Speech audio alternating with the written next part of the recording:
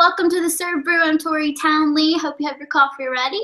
I'm here with some of my heroes and great friends from the Los Angeles Dream Center / Dream Center Network, Miss Merrilee Kaszacs and Megan Mays. Hey guys.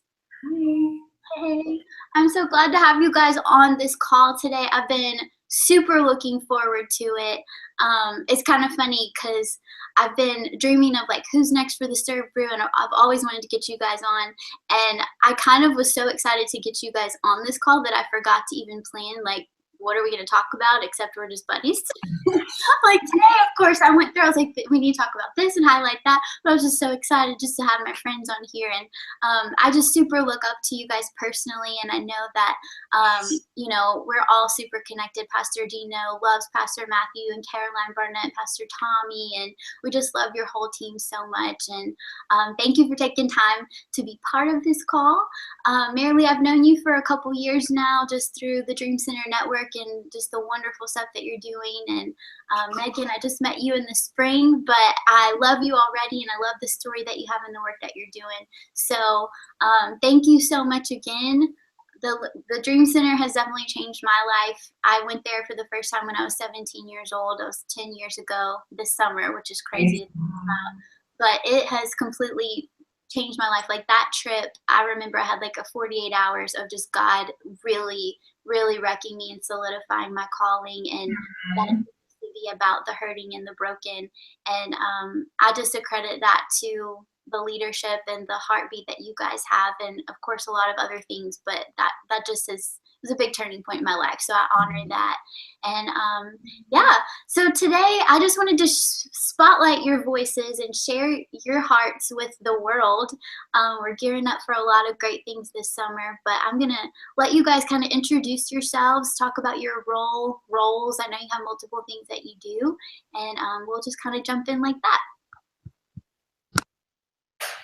Great, thank you. You know I love you, and I'm so thrilled. We love the relationship with you guys. We're so grateful for all that you guys do. I had the privilege of going to see the Birmingham Dream Center. I haven't seen many Dream Centers, unfortunately, and I was just blown away by what you guys do. So you inspire me. But my name is Merrilee Kaszacs, and I have had the privilege of being at the Dream Center for almost 16 years. So I've been here and I've seen a lot of amazing change and growth over the last 16 years. For the last 4 years, my role has been the director of the Dream Center Network, which we can talk about a little bit later. But I feel like I've had the privilege to really see almost I've been a case manager for our family floor. I've taught parenting classes to our mothers. I've served on the food truck. I've really gotten to be a part of every ministry, which has been such an honor for me. And my children have been, you know, literally born, but raised in this church, serving. And it's, to me, that is like the greatest gift, that they could grow up. You know, now their summers are spent going out to the projects and serving in the afternoons. And it's just such a great place to be a part of. And so I feel so honored and privileged. I also have the opportunity of being the director of our events. So I put on all of our big events at the Dream Center and help raise money for the Dream Center, which is a ongoing, never-ending journey that we're on, but we love it. Now that the building's been completed, so it's a 400,000 square foot hospital.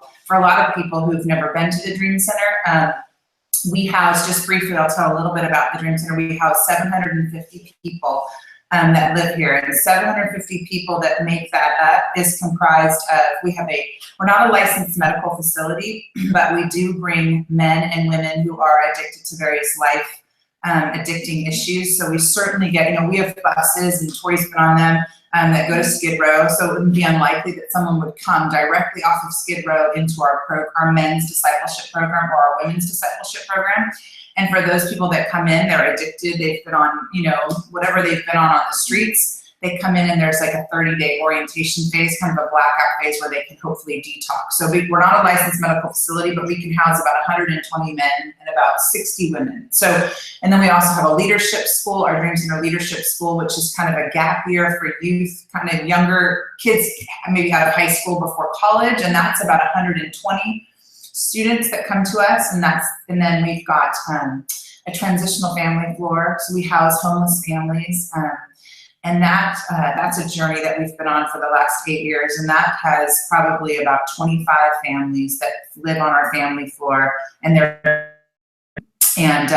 and then about 3 years ago, we opened our Emancipating Youth Home. Because what we found at the Dream Center is that if I were to go through an interview or just talk to so many people in all of our programs, the foster care system was just the thread that ran through nearly everyone's story.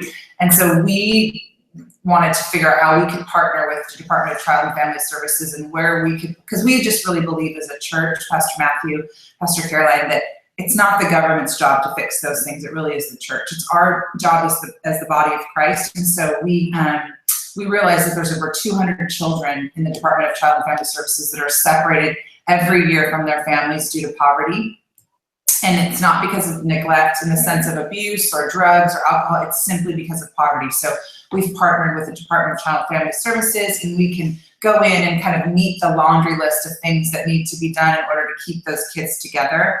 And in doing that, we realized that at 18, when these kids were grown up and, you know, sent out into the world, they're the ones that end up in our human trafficking. They're the ones that end up in the jails when we get them. You know, many people come to us court ordered from prison, which is an honor that the courts trust us, the judges trust us enough to send them here instead of to jail. But we want to catch them before they're in jail. We want to catch them before they've been out on the streets for 10 years. And we're really believing that for the Emancipating Youth Home, we can prevent so much of that heartache and so much of the damage that gets done if we can get them at 18. So that program alone can house up to 60 youth. And so I call them youth. The world calls them adults, but at 18, still babies, yeah.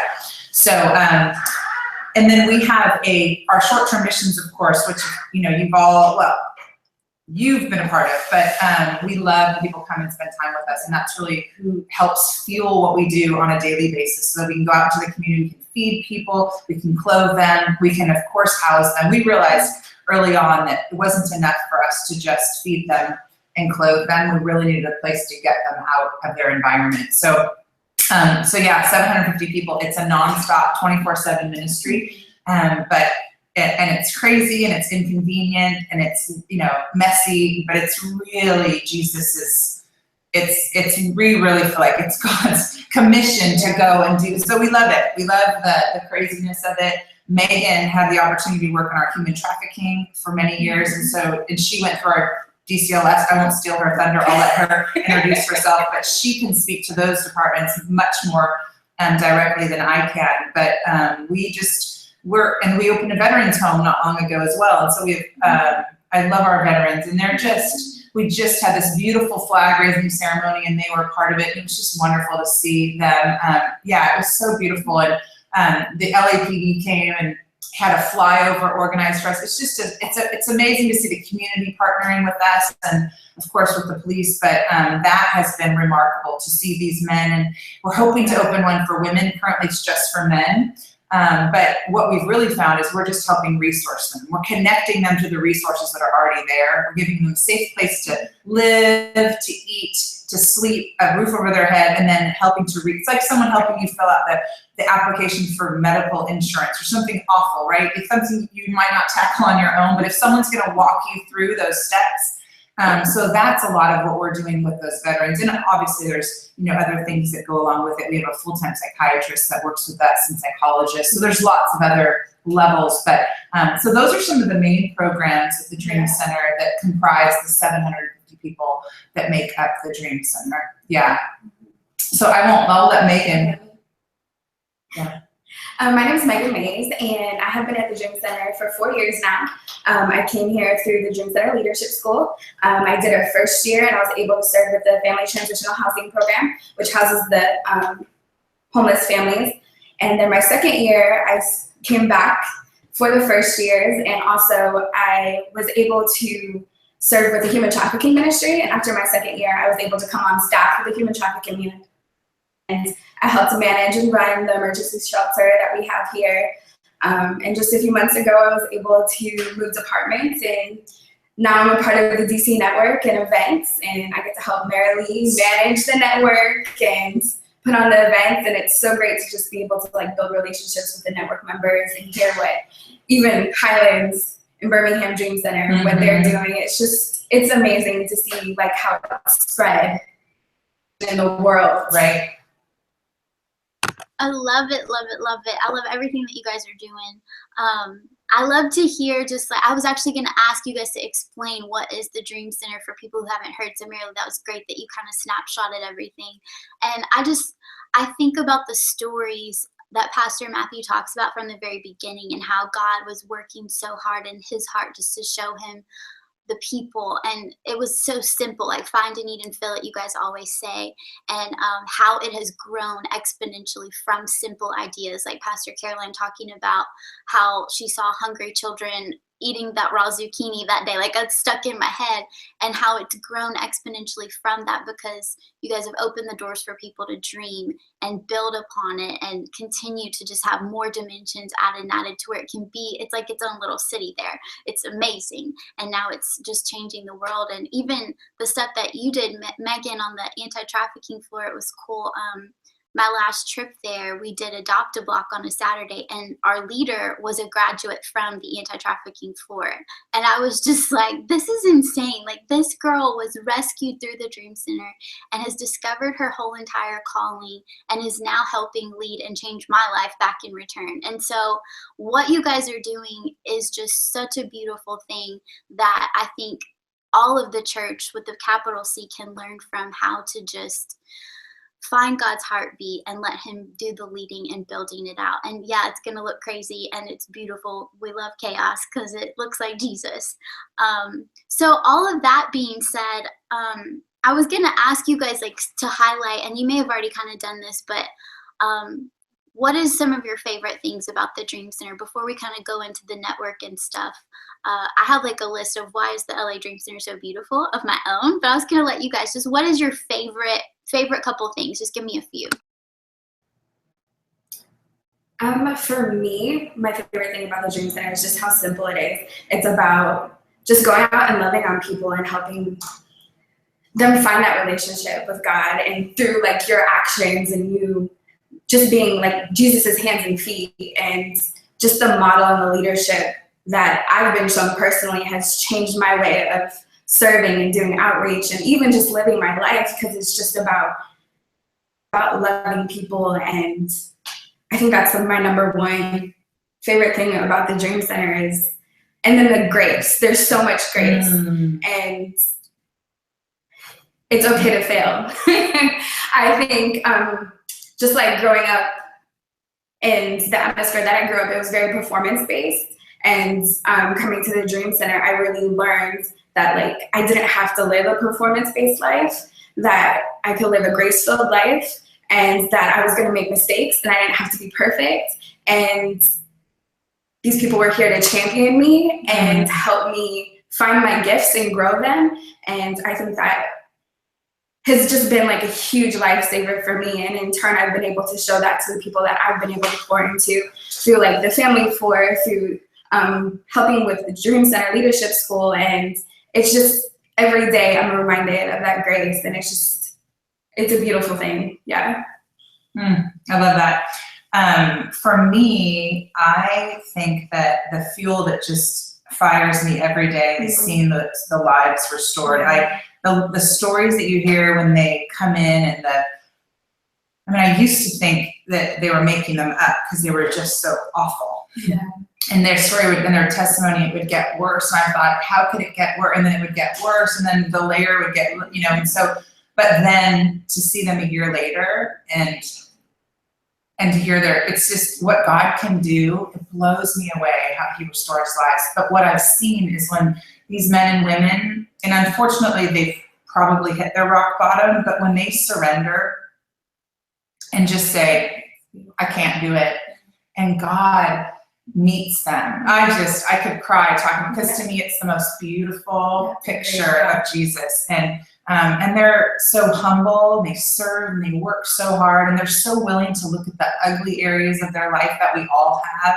I could wear that same t-shirt and be in that program. I'm just not. I'm wearing, mine's blue instead of black, you know, so it's just, to me, it gives freedom to other people to be vulnerable, to be real, to face the things that the devil would love for us to hide, that he would love to have a stronghold in our life, that he would love, but then they're giving light, shining light. And so they're my heroes. They encourage me to just, and I feel like it's a safe place to just fail, but to dream again and to have restored marriages and families, and like we see it all. And so, and so many of our leaders, like you mentioned, come through the program. And I love that they get to get developed, and they get to, and Pastor Caroline always says, you know, she loves to watch Jesus heal them as though the hurt had never happened. It's like you don't even smell the scent of fire, you know, like if you've been through the fire and you just have, there's no remnant of that, because Jesus is that faithful to clear it all. And so, and it's not everyone, right? Not every story ends that way. And so many times it's heartbreaking because you believe something for someone and they quit first and they leave, and you just want to, you know, literally like, you know, tackle them to the ground. But, you know, what I love is that they come back and they'll show back up in 3 months, humbled, worse off probably than when they left. But that to me is I'm never tired of the testimonies, of the stories of their lives. So I will do this forever just for that, just to see their lives. I love it so much. I think that it's just so cool that you guys give people a place, like you said, a place to dream, a place to know that they're loved. And like Megan, you said, just a place to fail and have grace. And I go back to when I was 16 and I came there. I was taught by you guys how to look people in the eyes and see them as the treasures that they are. And even though they're buried in trash and have garbage bags as their blankets on the street or whatever they're buried in, I was able to be taught how to look at these people as treasures who needed to be uncovered.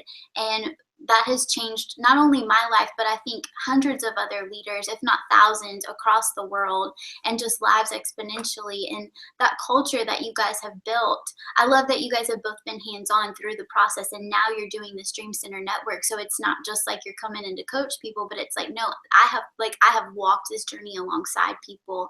And me and Megan were talking yesterday on our little test run call about how it's so cool to be able to be big picture, but then also have our hands on stuff and be able to look people in the eyes directly. And, you know, like you guys do the Dream Center Network on a national level, and you're talking to other churches and dream centers. And I get to do the same kind of thing with Serve Day, just talking to other churches. And I absolutely love being able to pause and look at, wow, look how beautiful what God is doing is through dream centers and outreach. But then also I have to keep my eyes, I have to look into people's eyes and see Jesus and the treasures, because that is the meat of what we're doing. So I love that you guys get to do both of those things, and I think that's important. Sometimes we might say you have to be one or the other, but I think God is in the middle, and we have to be that way too. You have to be able to zoom in and out. So as you guys know, you guys are part of our big Serve Day. We're gearing up for that in July 15th, and we've invited, of course, hundreds of other churches to be part of it, and you guys are always involved, and we thank you for that. And we talk about, it's a big one-day event for the church to be part of, and just kind of highlight, put like a big magnifying glass on the beauty of what God's body looks like when we are doing what we're supposed to be doing as a church and loving others. But part of our heart with it is not that it's just a one-day event, but it's also a culture that is built every day. So we've got this new hashtag Serve Day Every Day. And I was just thinking about how you guys with the Dream Center Network, I want you to talk about what that is, but it's almost as though that is an opportunity for churches who maybe they try out Serve Day and they love it and they want to create a culture of serving. And I think that's what every church should do. And sometimes that next step might be something like creating a monthly adopt-a-block, or even jumping all in and saying, we're ready to start a Dream Center. And I think you guys provide such a great opportunity to have a Serve Day everyday culture through Dream Centers. So what would you, first of all, tell us a little bit about the Dream Center Network, and then if someone's ready to start a dream center, or even if they already have but they want to get involved, what does that look like? What is it all about? How do they get involved? Just go spill your heart. I love that segue because really, I think what we've seen is that we do adopt a block, right? So that's kind of our serve day, like that you were mentioning it, and like you said, it's not a once a year kind of opportunity. And what has happened over the 23 years of the Dream Center is that churches come to the Dream Center, they participate in it, they spend a week, they make that their mission trip. When I grew up, we'd go to Mexico and build a church. Now they come to Los Angeles, right? And they spend a week and they serve, and they go out on the food trucks, and they go to Skid Row, and they do all these different things. And then oftentimes they go home, and as leaders in the church, they say, we want to take our church outside the four walls of the building, and we want to love, and not that those aren't amazing churches doing wonderful things, but the Dream Center typically becomes the outreach piece of a local church. And so they're in the church community, they've already established a great presence there, but they want to get outside the four walls. We see Sunday service as kind of our launching pad for the rest of the week. It's kind of our like, okay, go, and so then everything starts from there. So our church for us is Monday through Saturday. Saturdays are adopt a block, so every Saturday we're in the community, and that's how the Dream Center started. We started with our local community. Pastor Matthew realized that no one's going to listen to you. It just wasn't, he wasn't going to preach. He just he became the local janitor. He just started cleaning up the streets, playing basketball with the gang members, like the whitest guy you could ever imagine, playing with the not whitest guys you could ever imagine, and just in there with the people, and not even we're not out there preaching the word of God oftentimes. We're really just loving them, looking them in the eye, giving them dignity. We never want it to be a hand down. We always want it to be a hand up. We want to see the potential that they don't see in themselves. But for us, it just started with cleaning neighborhoods, picking up trash, painting fences. You guys do it in Birmingham. I wanted to mow the lawn so bad when I was there. I didn't get to mow the lawn. We don't have lawns to mow here, but anyway. So anything we could do to show them the love of Jesus, feed them. If I'm a mother and you feed my children, you've immediately gotten to my heart. And so then it's an entryway to so much more, because ultimately we want to invite them to church, want them to develop a personal relationship with Jesus, but it starts with adopt a block. So every time people come to us and say, how do we start a Dream Center? That's what we tell them. We say, launch an adopt a block kind of concept, which is just find the community that's closest to your church, not necessarily in proximity, but the heart of where you want to serve, and start loving on them consistently. And so we realized that people needed a little bit more, a few more tools. It is a simple concept, but we wanted to apply more policy and procedure for people who said, no, we really want to do and so Dream Centers around the country, they all look different, right? Yours looks different from ours. We don't want to create clones of ourselves, but we do want to know that the DNA runs through that same DNA of just truly loving people. It's super important to us as a Dream Center that if someone wants to start a Dream Center, that they have a local church that they're connected with, because we're not who we are without the church, right? So we send out buses every Thursday, every Sunday. We bring people to church, and that's ultimately our goal, is for them to develop that personal relationship, because it's not enough just to clothe them and feed them.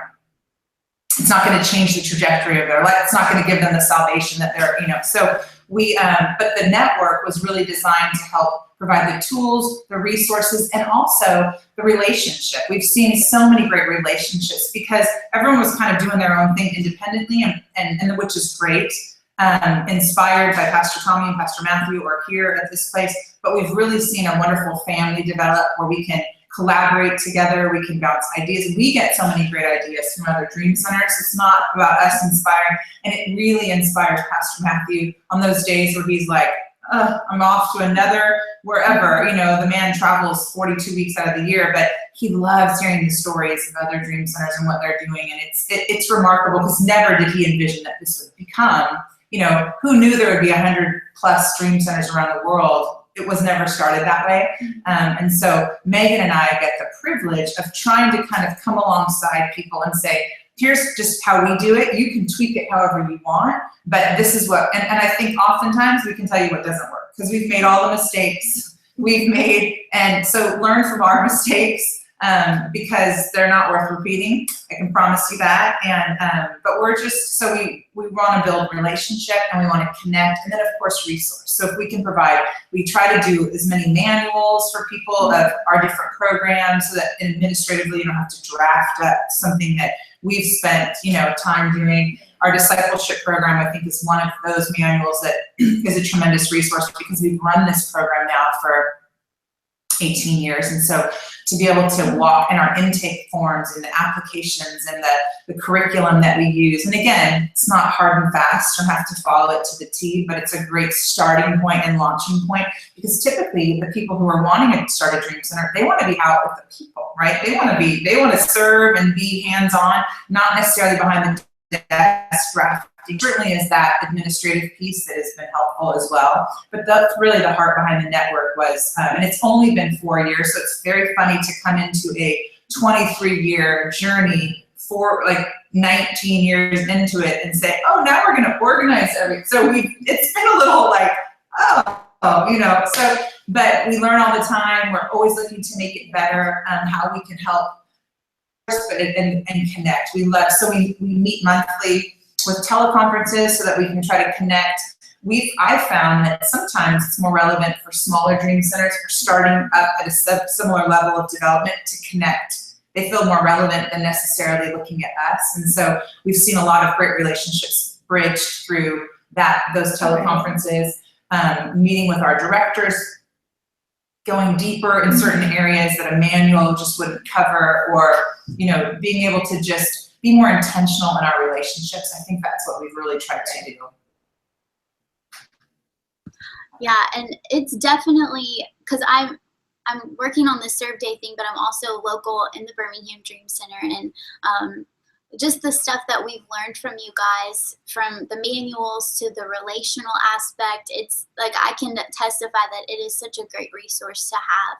And I've made some great friendships through it.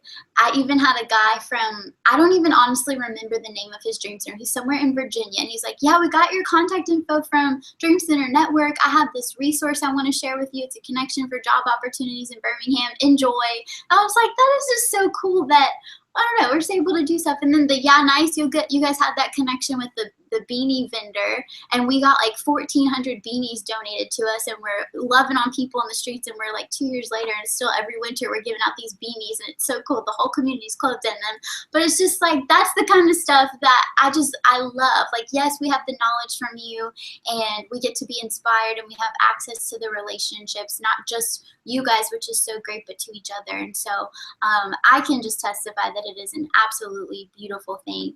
And then it's so cool too when I'm traveling with whoever, if it's my dad or whatever, I can look up the nearest Dream Center. Some people have like a tourist bucket list. Well, I have a Dream Center bucket list. So wherever there's one, I'm going to pop in. And I was telling you guys earlier, I have a friend, Gloria Solis. We call ourselves the Dream Center Junkies. And so wherever we go, we find the Dream Center. And sometimes we may break in and if it's not open, but it's just so cool. It's just, I love that it's a family thing, and really the humility that you guys have. I love that the Dream Center Network started decades into the fact that the LA Dream Center existed. I love that because to me it shows just the humility of, you guys didn't even know how much attention and spotlight was being brought to it and how much inspiration people were taking home from just seeing the pure love and work that was going on. So it's the real deal. It's legit.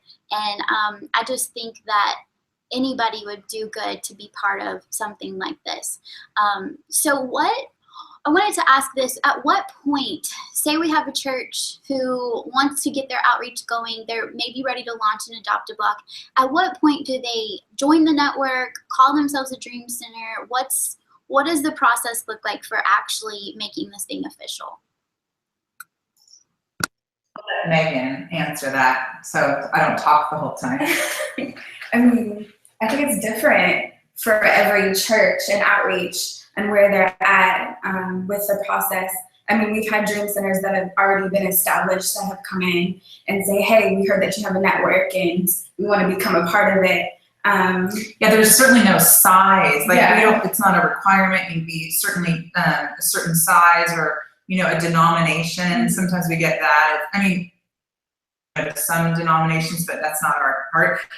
But so it's not about, it's more about those key factors are you connected to a local church? Is your pastor on board with you bringing in people who are, you know, from the streets? Because I want them on the front row, right? I want them to feel just as much a part of, and it's an adjustment for every church, so it's not like overnight I accept, but as long as the pastor's like, the pastor is the director of the Dream Center as well, right? So it's one heart that kind of, that's sharing that vision. So the time, size-wise, it doesn't matter. The name Dream Center is trademarked, so if we're given the opportunity and if we're asked, we would love to give permission to use the name, but it doesn't always happen that way, and so it's nothing that we chase down. We're not in the business of trying to do that, so it's not, but when someone does call and say, hey, we want to start a Dream Center, we do try to find, is there a pastoral recommendation? Are you affiliated with a local church? Yeah. You know, and there's kind of some, it's like, I think of it like a first date. Like I'm about to give you my name, but I would love to have a first date. And ideally, I would love, if I could, and it's not always possible, for them to come and spend some time with us, because we are not a big classroom and meeting kind of organization. And sometimes I think people think that we're shallow. We might be a little shallow because we're very hands-on. So when people come, as you well know, they're out serving, learning, but it really simplifies things and it shows them that we are not rocket scientists. We did not come up with these ministries and these outreaches. They've just been birthed out of the need that we've discovered in our community. And the only way we've discovered it is because we've been there serving, and we've just kept our ear relationships. But those relationships take time because we're dealing with a cross-section of the population that isn't trusting, right? They've had some hard experiences in life, and so it takes a while to build. And so oftentimes people get a little discouraged in this kind of business because it's just about really consistently loving. And some of it we'll never see the fruit of, but eventually then, and if I were to walk you through all of our ministries and outreaches, they've just all been birthed out of one another. And so we realize another need, oh goodness, we can't know that that's going on and not do our best to. And so we always see that money follows ministry. We've never had the money to start a ministry. We've just launched it, maybe irresponsibly in the business world would see it that way. And thankfully God's hand has his hand over this place, and his momentum, as you know, is beyond measurable. And so we just try to get out of the way half the time so that we're not stopping and messing things up. And so we just take those crazy leaps of faith and expect him to do what he consistently does. And so, so there isn't really a time frame or a stage. I think that if ideally if they come, we'd love it. If not, we'd love to schedule that down the road for them to come and visit. The Dream Conference is a great place for people to kind of get to know us. So there's lots of opportunities, but they can come 365 days out of the year. So it's really, and then, there's just the formalities of it, but we're not a big paperwork and procedure type of organization. So for me, it's that first date. Like, I just want to get to know you, hear your heart, know what and then how can we best resource you and help you, because everyone's at a different developmental stage. So that's kind of the policies or the guidelines.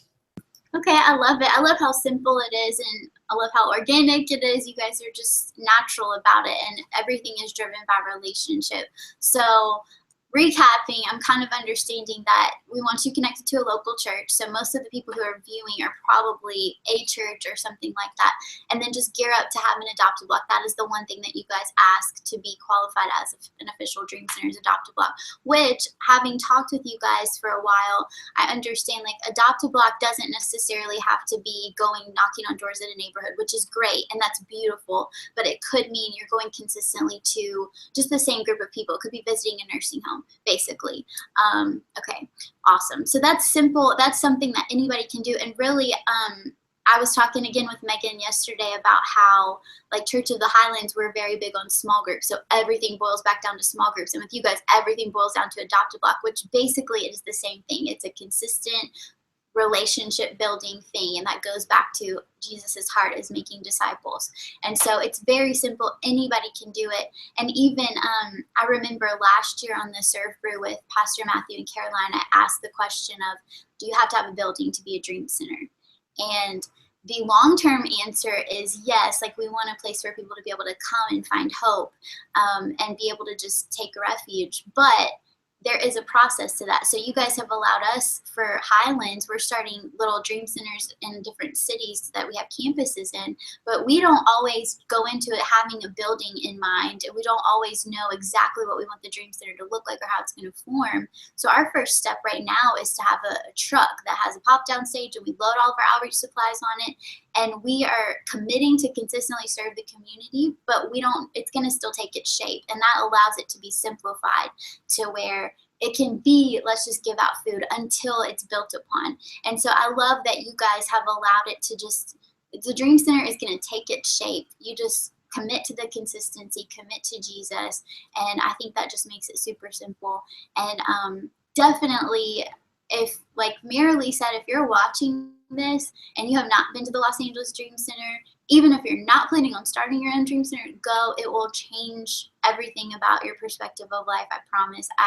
My grandfather was a missionary in Africa, and he was definitely called there. And every time he would come back, he'd say, if you've ever been to Africa, when you come back to your home, you will go back to Africa every day in your heart and in your mind, every single day. And I think about Africa sometimes a lot. I've been there, but I'm hooked on LA. Like, I go there every day because it changed my perspective. It changed my life. So definitely go if you haven't yet. So sorry, I just went on a rant, but I just love everything about it. I love what we're doing, what you guys are doing. And I just wanted to say one more thing. I talked about Serve Day in July, but I want to go ahead and speak this into reality.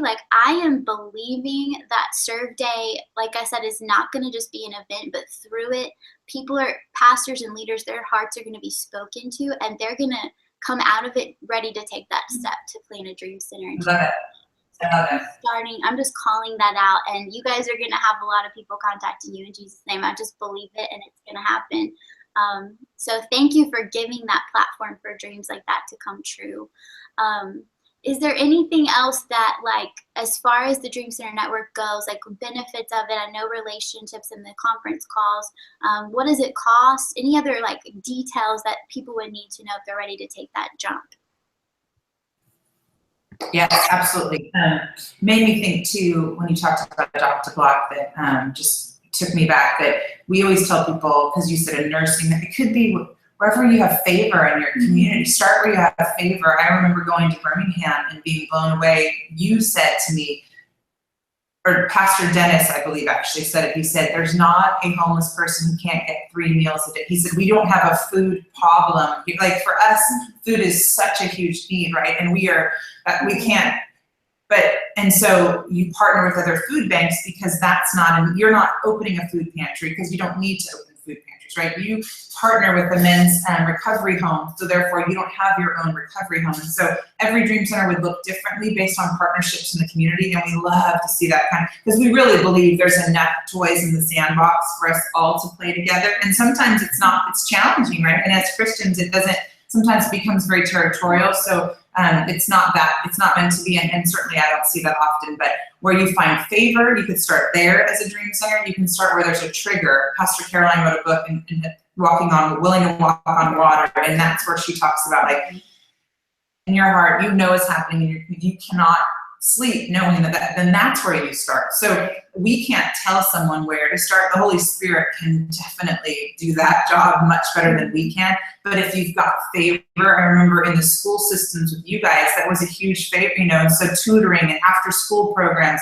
that was a no-brainer, because you had that amazing relationship with your leader who had been a retired, had been in the school system for so long. So anything like that, where people have those natural bents or relationships, it's a beautiful place to start. So anyway, it's a side note, but it just made me realize that there's not a recipe we don't have something that's 1, 2, 3, 4, 5. We certainly will give you guidelines. So, permission to use our name. It's $2,500 a year as annual membership. That's what we, the membership fee. And really at the end of the day, you're paying to use the name Dream Center. You're paying to, and what I think is that the name Dream Center, it doesn't guarantee you anything, but I think what it helps do is legitimize you in a community when you're maybe walking in and they don't know who you are and how you're going to establish yourself. you can point to a 23-year reputation and say, and we haven't been perfect, but we've certainly made an impact in our community. You can say, here's who we're partnering with, here's who we are patterning ourselves after, here's what they've done in their community. They're our big brother or our big sister, and we're going to do our very best to do similar things. We're going to try to reduce crime. We're going to try to reunite families. We're going to try to get people, prevent them from going to jail or get them out of jail. Jail doesn't rehabilitate people, right? So all of these things that you can say, this is who we're going to look to do similar works like they're doing. And so I think that it helps legitimize someone. I've always used the analogy, it's silly, but like if I'm going to open a computer store, I might just use that name Apple because it's a good one, right? Versus Merrilee's computer repair store, I don't think it's going to have quite the impact. But so not like, I'm not at all comparing the Dream Center to the trademark Apple, but I'm saying that that will hopefully with 140 Dream Centers and a 23-year reputation, it gives them a little bit of a platform to go into their community, and because it's going to require money and relationships, corporations getting behind them, other community leaders. So that's a big part of, I think, the network so it's the membership fee, and then beyond that, like we talked about, the relationships, the resources, but the name is primarily, and that's the only formal paperwork, is them choose, and typically people choose a city that's attached to the geography in which they're serving. It doesn't have to be that way, but that's been but we're running out of cities, and we could have one in every, it's not about,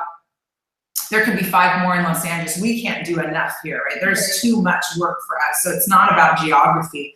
It's about partnering up. So it doesn't have to be titled by the city. And oftentimes, if churches are already established in their church name, it makes just that much more sense to go with what is familiar with your community and brand yourself that way. So we don't get involved with the only time I would get involved with is someone wanted to maybe call themselves the Alabama Dream Center or something and kind of take the whole state. I might just, if I could input, I would say we narrow it down just a minute, but that would be, so really we don't want a big brother lord over monitor, because we can barely run this, but so that's not at all our heart or our intention. But, and we could, offer up suggestions on the 501c3 in different areas that, how and why we do things administratively or through our businesses, and why we do, why we have a non-religious 501c3, as well as, just to give perspective to people when they're starting out. I think, again, I can tell them why we've done that and what didn't work in the past. But so those are some of the kind of the fine details. Yeah. That is great. Megan, did you have anything to add into that? I don't. I think she pretty much covered it. I mean, with membership comes discounts too. So you get discounts to our Dream Center conference, short-term missions trips, so you can bring teams out of here. Yeah. See, I like that, the little perk. Ciao, ciao. Awesome. Right, because didn't I say earlier, I'm going to let Megan talk, and then I just totally, she took over it. I just went like, oh, great, good.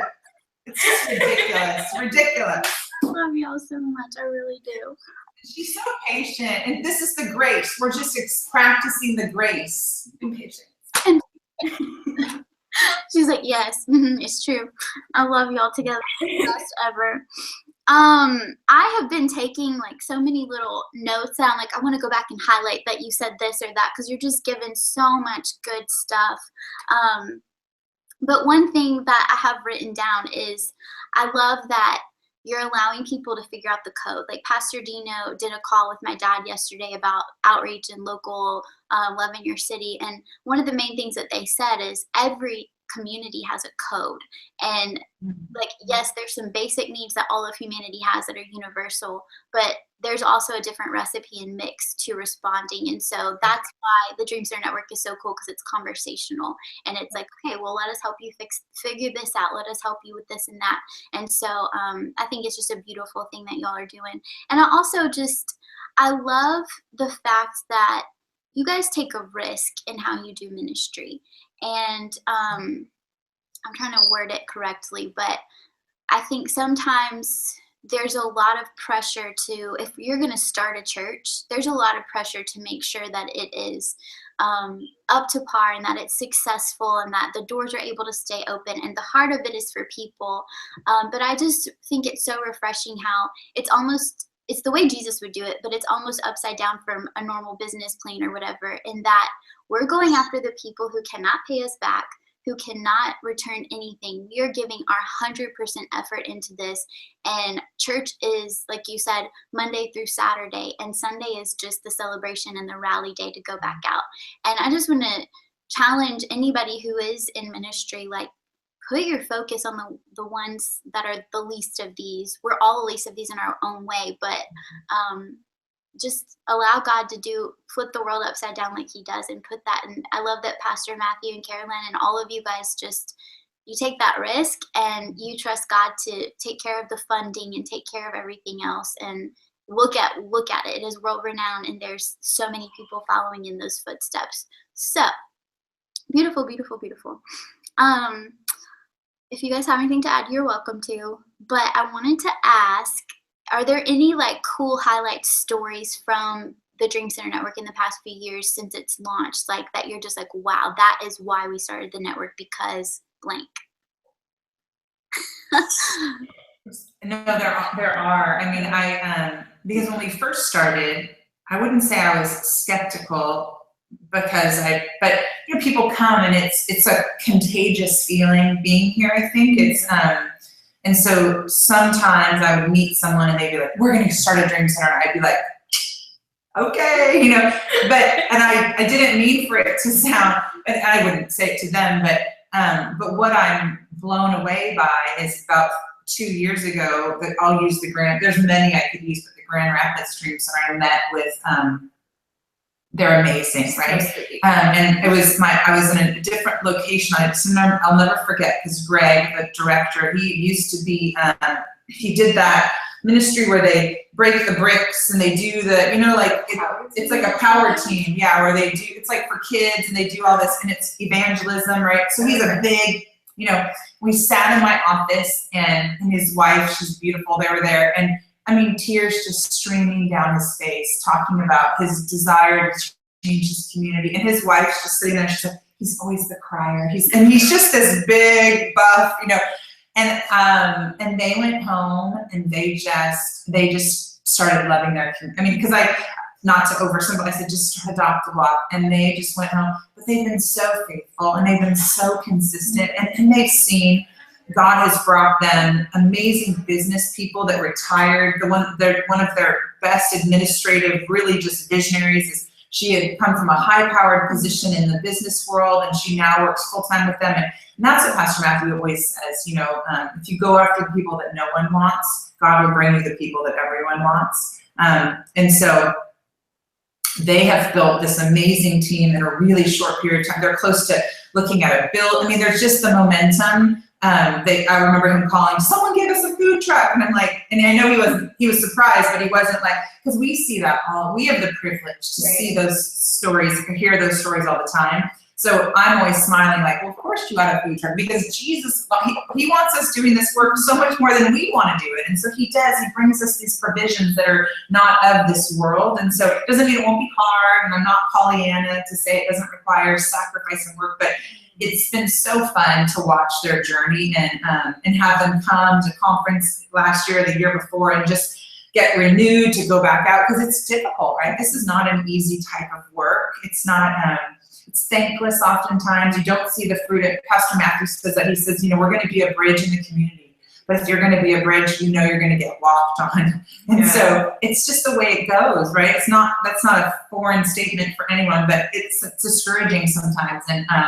And then the ones that you don't reach, the ones that turn back, the ones that say no, no thanks, and Megan saw that all the time in human trafficking. So that's the part that I think they've just really been, and it's not about how far they've come, but that's remarkable too. It's just, their heart was so pure and genuine to love their community, and they just jumped in head first and didn't look back. He had quit this job, and it's amazing to me. I love to see God is so faithful. He doesn't leave us And we do have to take those kind of big steps of faith oftentimes. We don't know what the answer looks like, but he doesn't leave us hanging out there forever, right? And he's just brought them so much, and I say success, but just I love to hear their stories of the lives they're changed in, and it's one life at a time. It's not a numbers game, but it's beautiful to hear just one life and then and watch it grow. So they're probably one that I definitely, in a very short period of time, have done so many really amazing things. And we've been so happy to be in that journey with them, for sure. I love that. I remember meeting them. You guys inspired us to invite some of the dream centers in our regional area to hear, to like a round table kind of a thing. And like you talked about, Merrilee came and visited. And I remember Miss Barb came from the Grand Rapids Dream Center, and she ended up leading one of our community guys to the Lord. And like he's been serving on our team for the past several months, and like is now in a program, and it's amazing. I'm just like, that is so beautiful. That's the stuff that we get to do is just provide these opportunities, build relationships, and magic happens. God's amazing. And I also love that the leadership style that you guys have is not, let us get up here and tell you steps 1 through 10 of how this is going to work, and here's the manual, end of story. It's, you take a posture of serving. Like, to me, if you replace the word leadership with servanthood, that's the true meaning of the word. And that's exactly what you guys do. Let us just come alongside you, hold your hand, walk through it, offer whatever we can, because our heart is to serve you. And it's kind of weird. I was reading right before we opened the call. I kind of had some nerves. So I was like, I guess I should probably like spend time with the Lord. So let's do this. But the verse that I opened up was like, it just spoke to me like, this is what the Dream Center Network has done. It's Matthew 5 in the Message version. I don't remember. I think it's 14 through 16 is the verses. But it says, you are here to be light, bringing out the God colors in the world. God is not a secret to be kept, so we're going public with this, as public as a city on a hill. If I make you light bearers, you don't think I'm going to hide you under a bucket, do you? I'm going to put you on a light stand. Now that I've put you there on the hilltop, on a light stand, shine. Keep open house. Be generous with your lives. By opening up to others, you'll prompt people to open up with God, this generous Father in heaven. And that's exactly what you guys have done, is you've started being the light of the world, but then you've also opened up and shined bright and been generous with your lives so that others can open up to God and do the same thing. So I just thought that was such a cool snapshot of exactly what you're doing, and that's what God's asked us to do. So thank you for that. Megan, do you have anything that you want to share, like story-wise? I know Merrilee had that great one about Grand Rapids, but I didn't know if you had anything else to add in. I don't really. It's totally fine. No pressure. I have tons of stories. She'll have plenty of stories soon about the network, for sure. Yeah. That's awesome. That's awesome. No pressure. Just wanted to give you a chance. Is there anything else? We have a couple more minutes. Anything else that you guys would just want to share about? I know you guys have Night of Dreams Gala coming up very soon that you're planning for. Summer missions are great opportunities. What else did I have? The Dreams TV show is happening. You guys have some, what did I say? There was one other thing I had on my list. You're getting ready for back to school. Tons of cool stuff. But if there's anything that is worth sharing here, people can get involved in, just shout it out. Well, you know, we're super excited about this Serve Day, though, because we used to do a Serve 24. I don't know if you remember that. We did a 24-hour Serve Day. Megan knows it all too well because it was her very first day. And so she shows up from Florida or wherever on her and starts 24 hours of serving. So we don't do that anymore. And Pastor Matthew said, we don't need to. We'll just participate in Serve Day. There's no reason for us to do Serve 24. We can just do Serve Day. Am I muted? No. Oh, no. You're muted. And so honestly, like we look forward to, we love the momentum. It's not a numbers game, but it's so exciting to see the compassion of army of people that can come together on one given day like that. For us, it'll be our Adopt a Block Saturday, but we're just going to try to take it up a notch in everything that we do and do it bigger and with more excellence that we can, because you really have inspired us to do that. And so we're really excited, and we'll do our best to, you know, we have our pastor's Mr. Social Media. I don't know how he does, he loves that stuff. So we'll social media the heck out of it and make sure, but it trends. That's amazing. So it's really, we love being a part of that, but it's nonstop here, honestly, but the events are just kind of, there's little pieces along the way. For us, really, it's just, so there's nothing too remarkable that's coming up. We're just going to keep getting out there and serving and going after what we try to do.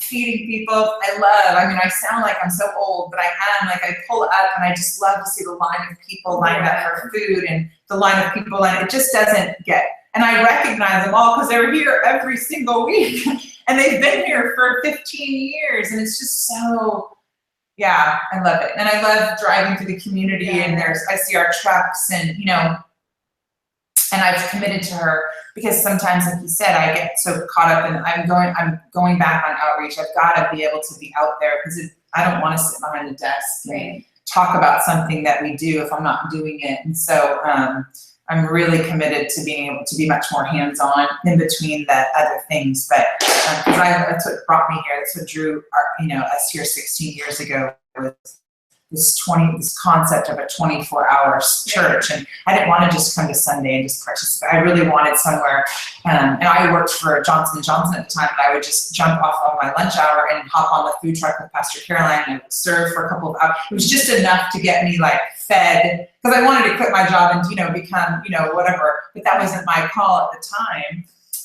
And so I still was, working in corporate America and able to really so into the work of God, which we have to do as well. So, but it was just, it's something you can be a part of and bring your kids to. I love that there's something for everyone. Tutoring, if you want to be a part of the GED program, you can come. If you want to come, send your kids to a DCLS program so they can solidify their relationship with Jesus, that's available. They can get college classes at the same, so I love that it's not a one size fits all, but hopefully it's, we can really, we take away a lot of the excuses where people they can be involved. And if you can't participate, you can write a check because we'll take that as well. But we love when people can come and just do it themselves. It's so summers are always great. We love short-term. We have teams here year-round, but summers, of course. So we'll have up to 250 to 300 people with us during a week serving, and it's so that's always an option. But to me, that's a great. So whatever develops out of this, we'll be excited about it all. But seeing someone come out and spend some time here if they haven't been here will be remarkable, because that's just, and it really just simplifies things, just like you said and like you saw. And then the Holy Spirit does something so beautiful that I could never do, ever, of course. But and the way He narrows things down and gives focus and direction, I rely on it to happen. So I always it's selfish of me to just, you come, because then I don't have to do anything. I just come alongside and kind of encourage, because God is just so faithful to just really give direction, because it can be a little overwhelming initially, and the needs are so great, and it can feel like, what am I going to be able to accomplish in my community? But it's just one person, one day, one life at a time. Not to sound cliche, that's really how it starts, and then the momentum just builds and builds. So, I think that would be my only last. But thank you for letting us share, because we honor you guys. We love everything. Pastor Matthew would love every ARC church to be connected. He just loves the vision. Every time anyone's here, we just all sit on the edge of our seats. The heart is so much who we are, and so we feel already so connected regardless. And so we're really grateful that we get to learn from you and that you allowed us to participate in this. So thank you. Thank you. Whatever, as if. Thank you so much. Y'all are my heroes. This has been the best serve brew ever. Besides, Pastor Matthew, that was a great one too. Y'all are my best friends, and I love you to death. How can people get in touch with you if they are ready to take a step and want to get personally connected? What's the best way to do that? The best way to do that is to email dcnetwork@dreamcenter.org. Or I can give you a phone number to call. That works too. Some people we have a phone. Yeah. That number is 213-273-7090. You can call.